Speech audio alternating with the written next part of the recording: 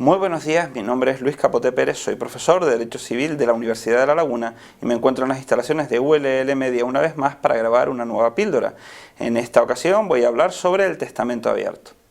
El testamento abierto es una de las modalidades que regula el Código Civil en relación con las posibilidades que una persona tiene a través de este negocio jurídico unilateral de expresar las voluntades para la hora de su muerte, las disposiciones de carácter patrimonial.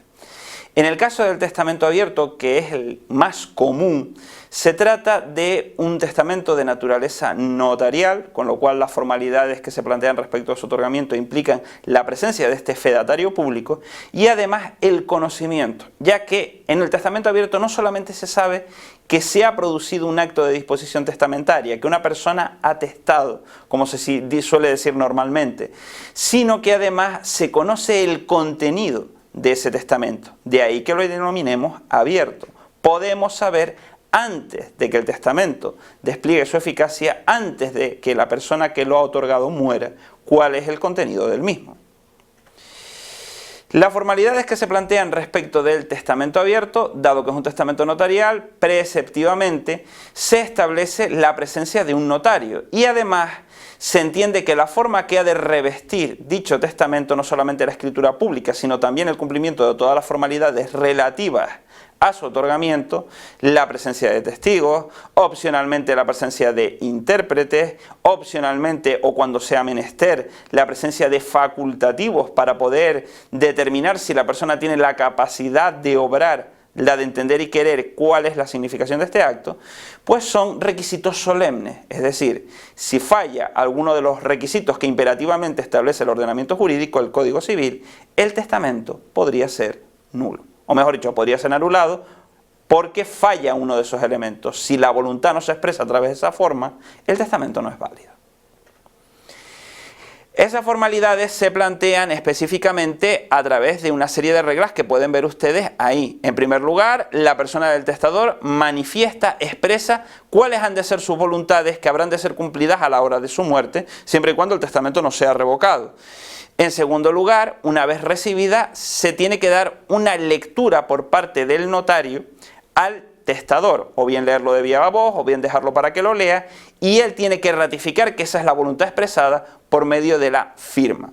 También se tienen que expresar situaciones como la capacidad. Ya se ha planteado en una píldora sobre los testamentos en general que el notario tiene esa función de acreditar iuris tantum la presunción de capacidad de la persona que está otorgando testamento, quiénes han sido los testigos, en qué lugar y muy importante la fecha y la hora, porque en caso de varios testamentos tenemos que recordar que entre dos testamentos válidos el posterior suele dejar sin efecto el anterior.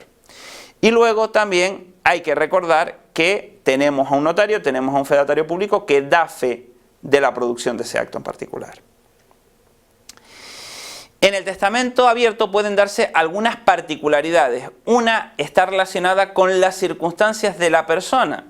Es decir, cuando una persona tiene dificultades auditivas, ¿cómo puede plantearse la escucha del testamento para ratificar si esa es su voluntad? Pues el precepto que ven ustedes ahí establece la posibilidad de que sean los testigos los que solventen ese problema.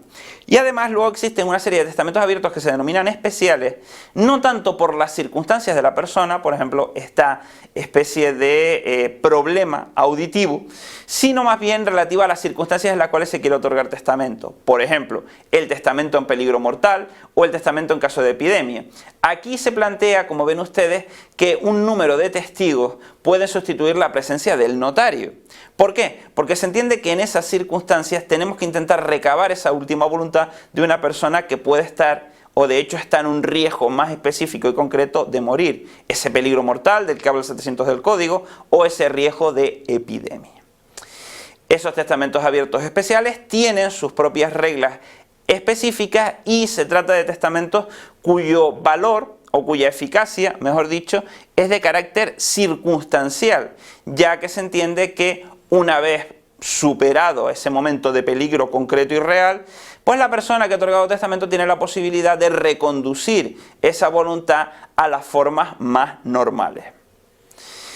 Hasta aquí esta pequeña introducción al concepto de testamento abierto, pero como siempre es menester dejar una pequeña lista de obras de consulta en las cuales ustedes pueden y deben ampliar la información. Les recuerdo una vez más que esto es solamente una herramienta para introducirles al concepto de testamento abierto. No sustituye el estudio que tiene que hacerse con carácter pormenorizado y desarrollado de la materia en cuestión.